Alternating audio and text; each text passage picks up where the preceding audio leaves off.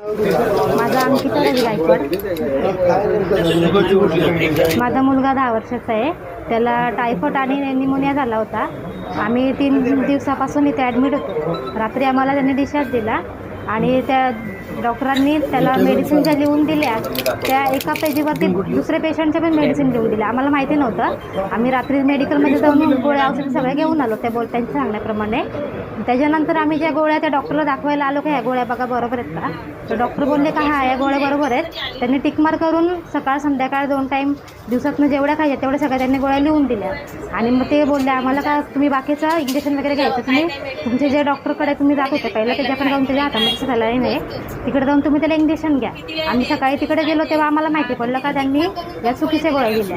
कुठल्या गोळ्या? शुगरच्या गोळ्या दिल्या आणि अजून रक्त पातळ व्हायच्या दुसऱ्या अजून ज्या दुसऱ्या पेशंटच्या ज्या गोळ्या होत्या सगळ्या त्या गोळ्या त्याच्यावरती त्याला काहीच नाही. त्याला फक्त टायफॉइड आणि निमोनिया होता. पण ज्या पेशंटला शुगर आणि त्याचं ते रक्त पातळ व्हायच्या गोळ्या वगैरे दुसऱ्या ज्या आजाराच्या गोळ्या होत्या दुसऱ्या पेशंटच्या गोळ्या त्या माझ्या मुलाला दिल्या. कुठलं हॉस्पिटलचं नाव? मनोमय हॉस्पिटल. आता काय मागणी तुमची? आम्हाला त्यांच्यावरती गुन्हा दाखल करा.